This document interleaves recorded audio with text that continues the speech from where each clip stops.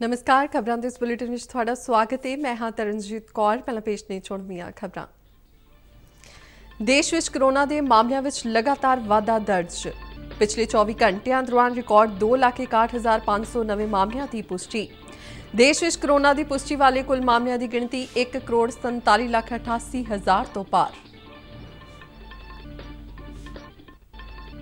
केंद्र सरकार ने एंटीवायरल दवाई रेमडेसिविर का उत्पादन अगले 15 दिनों दौरान दुगना करके रोजाना तकरीबन 3 लाख शीशियां करने का ऐलान किया है।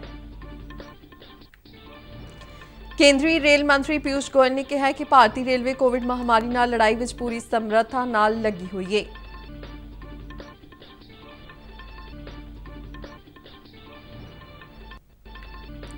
देश विच कोविड-19 ਦੇ ਵੱਧ ਰਹੇ ਮਾਮਲਿਆਂ ਦੀ ਰੋਕਥਾਮ ਅਤੇ ਟੀਕਾਕਰਨ ਮੁਹਿੰਮ ਨੂੰ ਰਫ਼ਤਾਰ ਦੇਣ ਲਈ ਕੇਂਦਰ ਸਰਕਾਰ ਦੇ ਤਾਲਮੇਲ ਨਾਲ ਸਾਰੇ ਸੂਬਿਆਂ ਵੱਲੋਂ ਨਿਰੰਤਰ ਯਤਨ ਕੀਤੇ ਜਾ ਰਹੇ ਨੇ।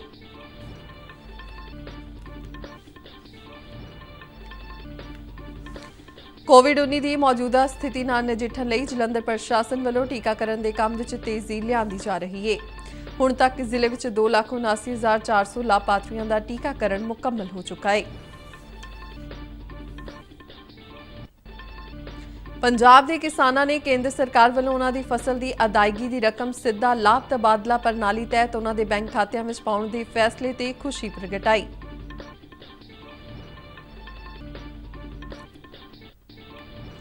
ते कौमी अनुसूचित जाति कमिशन वालों शिकायत प्रबंधन पोर्टल की शुरुआत।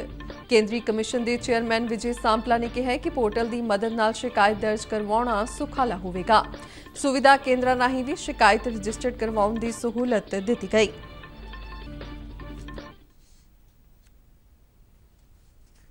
ते हुण खबरां विस्तार नाल। देश विच कोरोना के मामलों में लगातार वाधा दर्ज किया जा रहा है।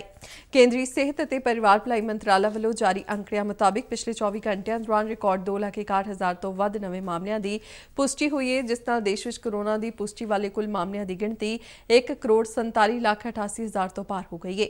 इस वेले देश विच कोरोना के 18,01,316 एक्टिव मामले ने। बीते दिन इस महामारी नाल 1,501 मौतां दर्ज हुई हैं, जिस नाल हुण तक इस महामारी नाल 1,77,150 मरीजों की मौत हो चुकी है।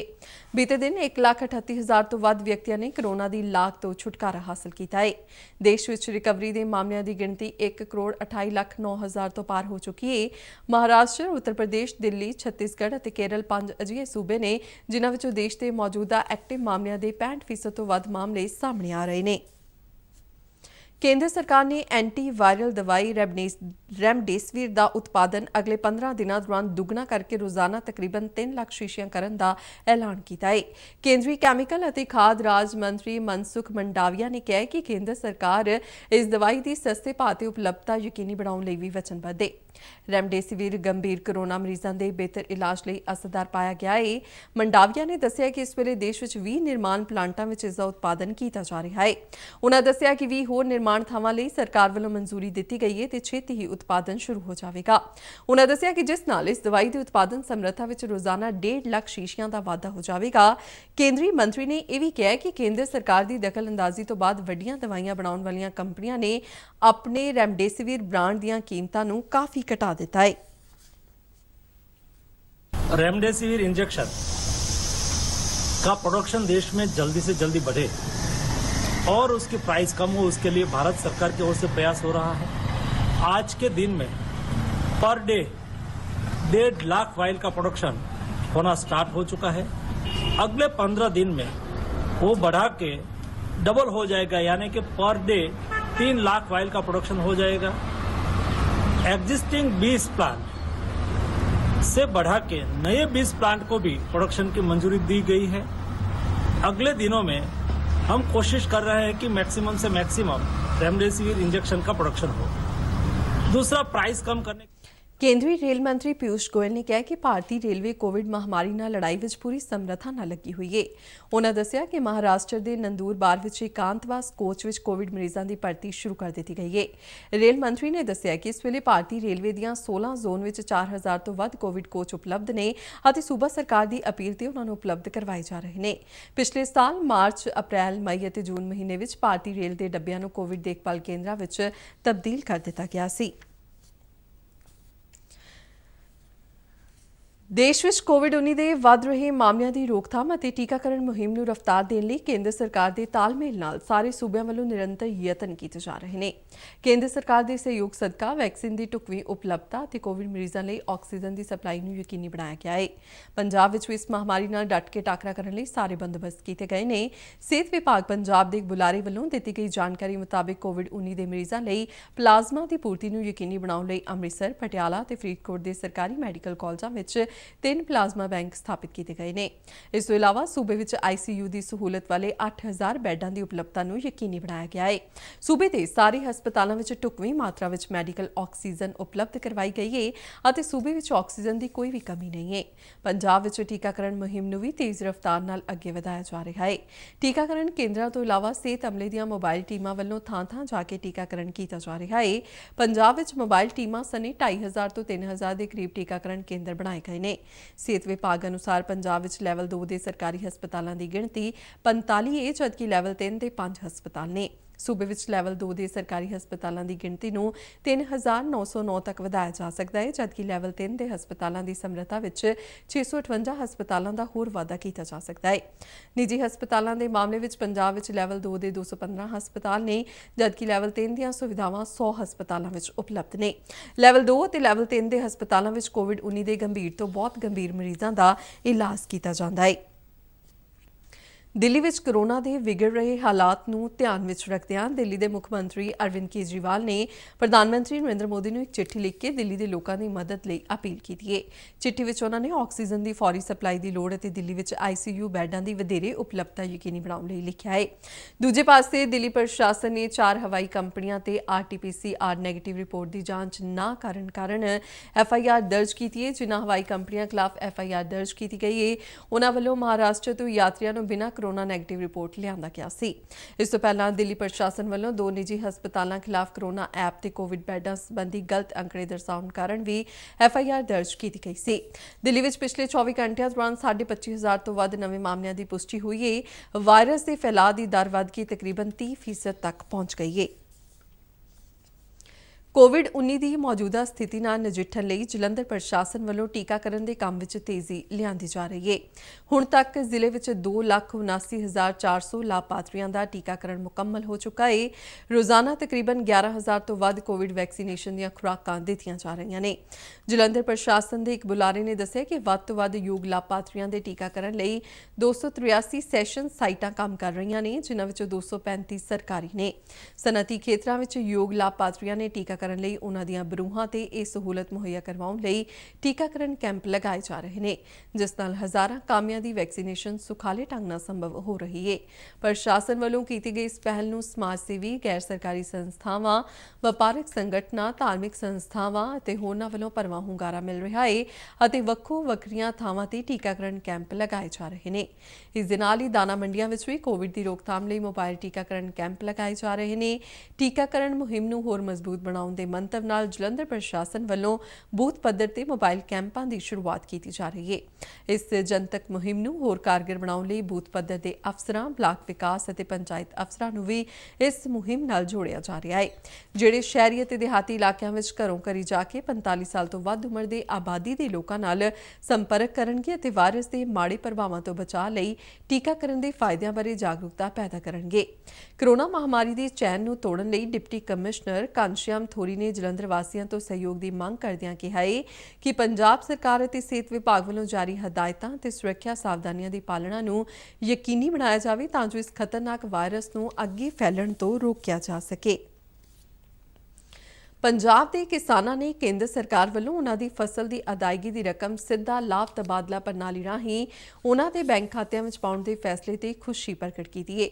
ਭਾਵੇਂ ਪੰਜਾਬ ਦੇ ਜ਼ਿਆਦਾਤਰ ਹਿੱਸਿਆਂ ਵਿੱਚ ਇਹ ਅਮਲ ਕਾਫੀ ਢਿੱਲਾ ਜਾਪਦਾ ਹੈ, ਪਰ ਪਟਿਆਲਾ, ਲੁਧਿਆਣਾ ਅਤੇ ਮੋਹਾਲੀ ਜ਼ਿਲ੍ਹੇ ਦੇ ਕਿਸਾਨਾਂ ਨੂੰ DBT ਰਾਹੀਂ ਅਦਾਇਗੀ ਦੀ ਰਕਮ ਸਿੱਧੀ ਉਹਨਾਂ ਦੇ ਬੈਂਕ ਖਾਤਿਆਂ ਵਿੱਚ ਆਈ ਹੈ।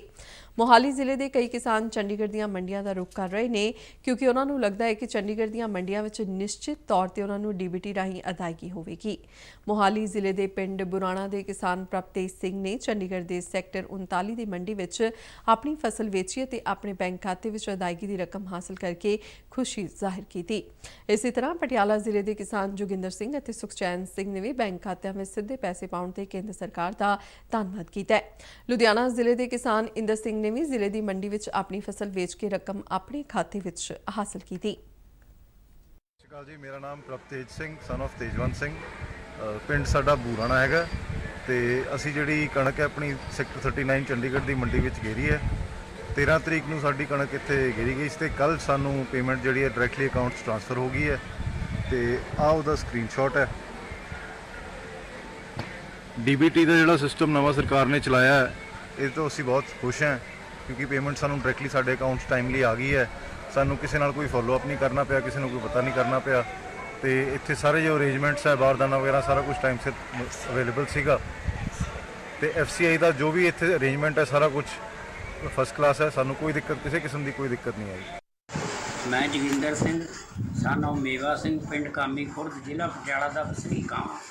ਜੋ ਡਾਇਰੈਕਟ ਸਿਸਟਮ ਪੇਮੈਂਟ ਦਾ ਹੈ ਉਸ ਤੋਂ ਮੈਂ ਬਹੁਤ ਸੰਤੁਸ਼ਟ ਹਾਂ। ਜੋ ਮੇਰੀ ਪਹਿਲੀ ਪੇਮੈਂਟ ਹੈ ਮੇਰੇ ਅਕਾਊਂਟ ਵਿੱਚ ਆ ਚੁੱਕੀ ਹੈ, ਜਿਸ ਨਾਲ ਮੈਂ ਘਰੇਲੂ ਖਰਚੇ ਅਤੇ ਖੇਤੀ ਦੇ ਆਉਣ ਵਾਲੇ खर्चे ठीक ढंग नाल कर सकता हूँ। सुखचैन सिंह है सन ऑफ बंत सिंह। हमने ट्रॉली मंडी में 85 क्विंटल कणक बेचा है।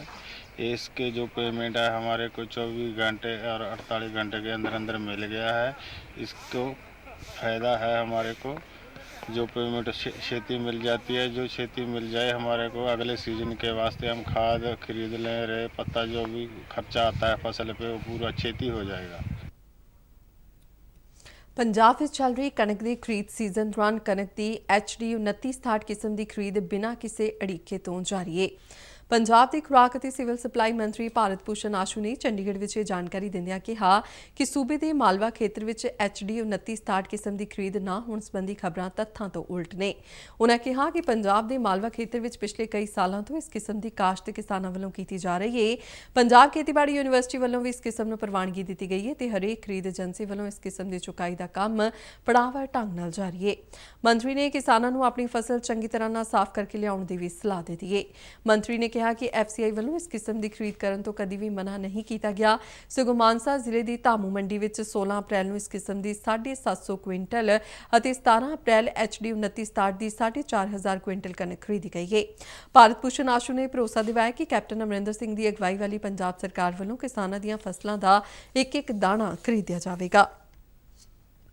ਭਾਰਤ ਸਰਕਾਰ ਦੇਸ਼ ਵਿੱਚ ਡਿਜੀਟਲ ਤਕਨਾਲੋਜੀ ਨੂੰ ਵਿਕਸਿਤ ਕਰਨ ਲਈ ਵਚਨਬੱਧ ਹੈ। ਇਸੇ ਲੜੀ ਤਹਿਤ ਕੌਮੀ ਅਨੁਸੂਚਿਤ ਜਾਤੀ ਕਮਿਸ਼ਨ ਨੇ ਪਹਿਲ ਕਰਦਿਆਂ ਸ਼ਿਕਾਇਤ ਪ੍ਰਬੰਧਨ ਪੋਰਟਲ ਦੀ ਸ਼ੁਰੂਆਤ ਕੀਤੀ ਹੈ। ਇਸ ਪੋਰਟਲ ਦੀ ਸ਼ੁਰੂਆਤ ਕੌਮੀ ਮੀਡੀਆ ਸੈਂਟਰ ਵਿੱਚ ਕੇਂਦਰੀ ਕਾਨੂੰਨ ਅਤੇ ਨਿਆਂ ਮੰਤਰੀ ਰਵੀ ਸ਼ੰਕਰ ਪ੍ਰਸਾਦ ਨੇ ਕੀਤੀ ਸੀ। ਕੇਂਦਰੀ ਕਮਿਸ਼ਨ ਦੇ ਚੇਅਰਮੈਨ ਵਿਜੇ ਕੁਮਾਰ ਸਾਂਪਲਾ ਨੇ ਦੱਸਿਆ ਕਿ ਇਸ ਪੋਰਟਲ ਦੀ ਮਦਦ ਨਾਲ ਜਿੱਥੇ ਸ਼ਿਕਾਇਤ ਦਰਜ ਕਰਵਾਉਣਾ ਸੁਖਾਲਾ ਹੋ ਜਾਵੇਗਾ ਉੱਥੇ ਕੋਰੋਨਾ ਕਾਲ ਵਿੱਚ ਵੀ ਸਮਾਜ ਨੂੰ ਕਿਸੇ ਤਰ੍ਹਾਂ ਦੀ ਖੱਜਲ ਖਰਾਬੀ ਦਾ ਸਾਹਮਣਾ ਵੀ ਨਹੀਂ ਕਰਨਾ ਪਵੇਗਾ। ਉਨ੍ਹਾਂ ਕਿਹਾ ਕਿ ਆਧੁਨਿਕ ਯੁੱਗ ਵਿੱਚ ਸੂਚਨਾ ਤਕਨਾਲੋਜੀ ਦੀ ਇੱਕ ਅਹਿਮ ਭੂਮਿਕਾ ਹੈ। ਇਸ ਤੋਂ ਇਲਾਵਾ ਘੱਟ ਸਮੇਂ ਵਿੱਚ ਅਤੇ ਕਿਸੇ ਵੀ ਥਾਂ ਤੋਂ ਲੋਕਾਂ ਨੂੰ ਪੋਰਟਲ ਰਾਹੀਂ ਇੱਕ ਸਹੂਲਤ ਦੇਣ ਦਾ ਯਤਨ ਕੀਤਾ ਗਿਆ ਹੈ। ਉਨ੍ਹਾਂ ਦੱਸਿਆ ਕਿ ਇਸ ਪੋਰਟਲ ਦੀ ਮਦਦ ਨਾਲ ਆਡੀਓ ਰਾਹੀਂ ਸ਼ਿਕਾਇਤ ਦਰਜ ਕਰਵਾਉਣ ਅਤੇ ਵੀਡੀਓ ਅਪਲੋਡ ਕਰਨ ਦਾ ਬਦਲ ਦਿੱਤਾ ਗਿਆ ਹੈ, ਜਿਸ ਨੂੰ ਲੋੜ ਪੈਣ ਤੇ ਸਬੂਤ ਵਜੋਂ ਵੀ ਵਰਤਿਆ ਜਾ ਸਕਦਾ ਹੈ, ਜਿਸ ਨਾਲ ਕੇਸ ਨੂੰ ਜਲਦੀ ਹੱਲ ਕਰਨ ਵਿੱਚ ਮਦਦ ਮਿਲੇਗੀ। ਉਨ੍ਹਾਂ ਦੱਸਿਆ ਕਿ ਕਈ ਵਾਰ ਅਜਿਹਾ ਮੰਨਿਆ ਜਾਂਦਾ ਹੈ ਕਿ ਦੂਰ ਦੁਰਾਡੇ ਦੇ ਖੇਤਰਾਂ ਵਿੱਚ ਰਹਿੰਦੇ ਲੋਕਾਂ ਕੋਲ ਕੰਪਿਊਟਰ ਦੀ ਸਹੂਲਤ ਨਹੀਂ ਹੈ ਜਾਂ ਉਹਨਾਂ ਨੂੰ ਕੰਪਿਊਟਰ ਦੀ ਵਰਤੋਂ ਕਰਨੀ ਨਹੀਂ ਆਉਂਦੀ। ਅਜਿਹੀ ਸਥਿਤੀ ਵਿੱਚ ਕਮਿਸ਼ਨ ਵੱਲੋਂ ਕਾਮਨ ਸਰਵਿਸ ਸੈਂਟਰ, ਜਿਸ ਨੂੰ ਸੁਵਿਧਾ ਕੇਂਦਰ ਵਜੋਂ ਵੀ ਜਾਣਿਆ ਜਾਂਦਾ ਹੈ, ਉਹਨਾਂ ਦੇ ਰਾਹੀਂ ਵੀ ਇੱਕ ਮਾਮੂਲੀ ਜਿਹੀ ਫੀਸ ਦੇ ਕੇ ਆਪਣੀ ਸ਼ਿਕਾਇਤ ਰਜਿਸਟਰ ਕਰਵਾਉਣ ਦੀ ਸਹੂਲਤ ਦਿੱਤੀ ਗਈ ਹੈ। ਇਸ ਦੇ ਲਈ ਸ਼ਿਕਾਇਤ ਕਰਨ ਵਾਲਿਆਂ ਨੂੰ ਕੋਈ ਵਾਧੂ कमीशन का भुगतान नहीं करना पड़ेगा।